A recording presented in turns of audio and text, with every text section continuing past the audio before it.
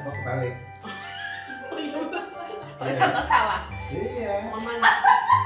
Tapi udah dari tadi sih memang begitu. Ya nggak apa-apa lah ya karena Penonton umur. seneng banget ya. Karena itu umur ya. Jadi memang Mak Ani ini kalau nggak salah kelahiran 61 ya. Nggak setua itu sih Kak. Emang kelahiran berapa? 84. Alhamdulillah kita udah ketemu Muman. Jadi semua nggak ragu ya menanyakan netizen kemarin soalnya ribut ya. Nah Mak, apa kabar Mak? Alhamdulillah baik kawan. Mak Ani ini adalah seorang storyteller. Bahasanya biar lebih keren ya kan? Storyteller, padahal penutur, pendongeng. Terus selain itu Mak Ani juga ibu rumah tangga. Betul. Seorang istri, Iya. punya anak, dan anaknya juga sukanya main, sukanya diceritain begini gitu. Makanya hari ini kita bincang-bincang sama Mak Ani, yang mana Mak Ani ini adalah relawan atau pengurus sih sebetulnya pengurus Kampung Dongeng Bojong Sari di mana? Di Depok. Nah, Depok Jawa Barat. Nah cerita dong Mak, kok bisa sampai terdampar di Kampung Dongeng Bojong Sari?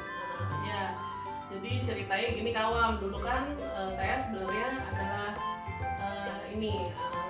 seorang karyawati, seorang sekretaris di suatu company di Jakarta. Kemudian saya pengen banget gitu, apa sih?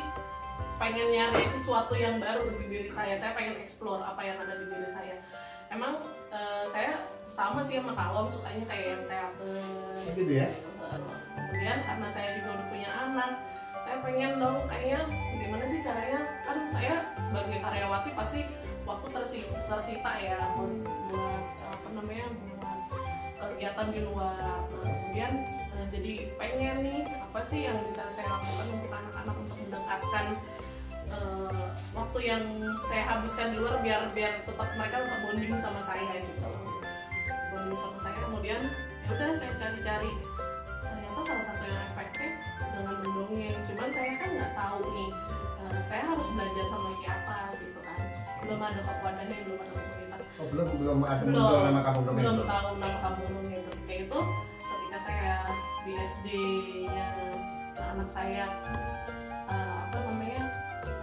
ada pengumuman sih, ada pengumuman waktu itu ada workshop mendongeng di kecamatan, kalau nggak salah waktu itu Kawam yang ngisi. Oh iya.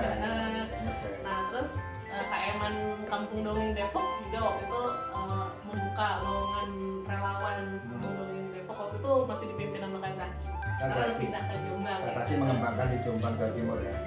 Nah habis itu udah kayaknya saya tertarik banget nih sesuatu yang baru nih, dongeng. Kayaknya nggak bisa kita cuman yang kayak gitu-gitu aja gitu, maksudnya biasa. Berarti workshop saya di Bojong Sari Kecamatan itu belum masuk gitu ya? Belum. Oke, terus lanjut. Terus habis itu semakin tertarik sama Kampung Dongeng pas ngeliat Kawam tampil, ya ampun kok bisa ya kayak begini gitu.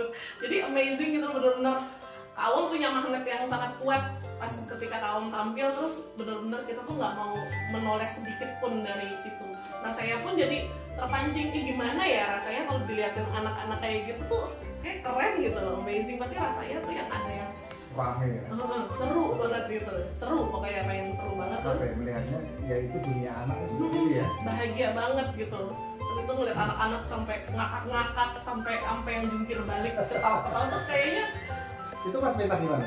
Itu di kecamatan. Oh di kecamatan. Di kecamatan pas begitu ngeliat Kawam kan kebetulan teman-teman saya ada yang bawa anak-anak. Itu tuh sampai yang ngakak, sampai jumpalitan ke belakang itu saya langsung ya ampun ternyata. Padahal posisinya itu seminar ya sebetulnya. Seminar. Bukan tampil dongeng ya. Betul, bukan. Cuma memberikan contoh-contoh kan. Itu pas saya ngeliat anaknya teman saya sampai kayak begitu tuh, ya ampun. Lucu banget sih nih anak kayak gitu. Semakin saya penasaran, Kawam tuh punya ilmu apa sih sampai tuh anak-anak tuh sampai kayak begitu gitu. Ya udah semakin lah saya itu sudah berarti setelah dari situ berapa lama tuh?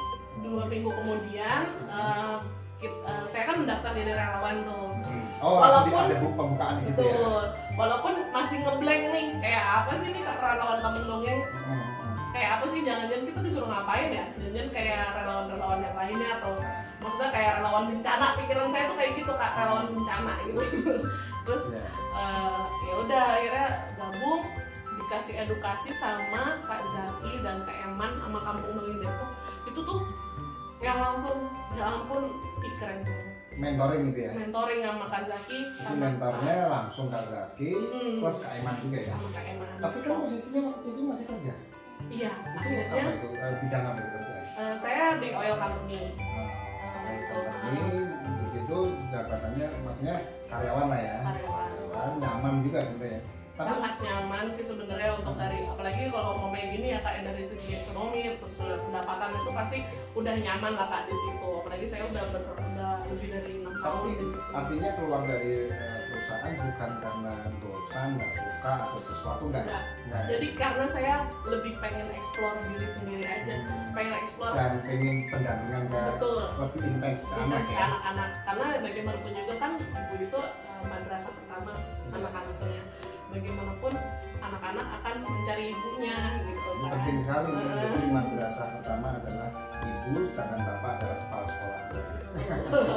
Nah, terkait dengan masalah dongeng, kenapa dipilih dongeng? Padahal sebetulnya kan bidang anak yang lain sebenarnya banyak ya kan, ada juga mungkin sulap juga anak-anak suka, akrobat, kalau akrobat kayaknya cocok juga ya. Nggak muat Kak, mohon maaf. Agak susah mengguling. Apalagi ya, permainan anak dan seterusnya, dipilih dongeng itu kenapa? Ya gimana ya, kayaknya dongeng itu punya magnet tersendiri buat anak-anak. Apalagi kalau kita mau read aloud kayak cuma baca cerita itu chemistry-nya kurang deh. Kalau main dongeng itu kan kita benar-benar full ekspresi. Mungkin kalau terkait dengan anak di rumah, read aloud ya, membaca itu pas lah ya. Tapi ketika dihadapkan ke anak-anak yang kebanyakan itu maka lebih apalagi audiensnya sampai 500 anak gitu ya, itu memang mengeksplor lewat dongeng lebih kena ya. Walaupun kita dari read aloud juga sebenarnya asik juga, cuman dikembangkan lagi. Nah sekarang punya gaya mendongeng nggak?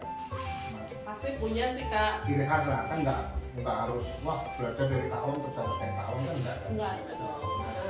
Nah biasanya kalau saya tuh ngajak anak-anak main dulu gitu kan, kayak pendekatannya lebih ke situ sih. Cuman kalau ngobrolin saya tuh suka apa kayak gini nih, adek ayo kita bangun pagi gitu kan. Oh maksudnya melibatkan dia? Melibatkan anak-anak gitu, terus habis itu yuk sekarang kita tutup semua matanya, ting gitu.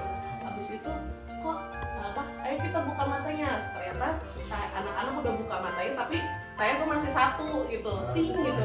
Kok nggak kelihatan yang sebelah sini ya, kok nggak kelihatan gitu sih. Kan mereka terlibat. Habis itu kayak momennya pas saya bikin cerita tentang kura-kura fabel lah segala macam, kan kura-kura tuh bisa berenang. Nah mereka tuh saya ajak ikutan bergerak gitu Kak, ayo berenang kita selamatkan gitu-gitu. Keren ya, artinya dari karyawan kemudian masuk ke dunia dongeng. Nah itu kesulitan nggak kalau menemukan ide gagasan gitu, atau mungkin menulis cerita? Kebetulan ya Kak, alhamdulillah juga ya saya kan mencari kesibukan lain. Alhamdulillah saya juga menulis beberapa cerita dan alhamdulillah juga ada yang alhamdulillah dibukukan sih. Ada berapa buku? Ada 4 buku. 4 buku di dalam buku satu-satu cerita ya? Iya betul, antologi. Di antologi jadi penulisnya banyak. Ceritanya apa? Fabel? Ada yang benar-benar emang karena kecintaan saya sama dunia dongeng, itu saya ada judulnya dongeng 5 menit kan ya bukunya. Nah itu di situ ada tentang lebih ke imajinasi ya. Jadi tokoh imajinasi itu kayak peri gitu loh. Tapi peri yang dia suka kebersihan, terus kita mengajak anak-anak. Kehidupan sehari-hari ya. Betul. Jadi mengajak artinya anak-anak. Dongeng itu tidak harus diartikan seperti legenda, cerita rakyat, nggak selalu begitu ya. Tapi juga karena dongeng itu kan rekaan ya, hasil rekayasa imajinasi, ceritanya sederhana mengandung pesan moral bermakna gitu kan. Dan itu bisa disampaikan ke anak-anak dalam kehidupan kesehariannya, mereka mandi, mereka menggunakan sendal, menyiram tanaman, memberi makan binatang peliharaan dan seterusnya. Nah, Mak, kira-kira Mak Ani sudah seberapa jauh ini rute dongengnya? Mungkin atau gini dulu deh, sebelum ke rute ada kebencanaan udah pernah? Oh udah alhamdulillah udah pernah. Yang teranyar, terbaru kemarin kita dari Sumedang korban banjir. Oh kemarin ini? Yang kemarin lagi heboh kan di Jabodetabek semuanya kayaknya. Itu Kampung Dongeng Bojong atau sinergi? Kita kebetulan waktu itu kan Kampung Dongeng Sumedang masih belum ada ya kan. Jadi alhamdulillah karena teman-teman juga ada yang bantu, maksudnya ayo ngasih bantuan tapi masih belum ada wadah, jadi kita yang bergerak aja gitu. Berarti rombongan Kampung Dongeng Bojong Sari ke sana ya? Ya betul. Satu mobil ya? Satu mobil. Terus gimana? Di sana anak-anak ketemu? Gimana, senang? Oh seneng banget anak-anak, apalagi mereka kan butuh banget ya Kak untuk didampingi secara psikologi. Kalau mereka, bantuan bersifat finansial maupun makanan mungkin banyak ya? Banyak, tapi biasanya kalau bencana memang gitu nggak terhitung banget. Seliweran itu makanan tapi psikososial ya, pendampingan sosial, kemudian juga edukasi pengajaran itu yang mereka perlu ya. Iya. Karena semua terdampak, biasanya gurunya di situ juga terdampak, orang tua terdampak, anak-anak apa lagi di Sumedang gitu ya. Di Sumedang.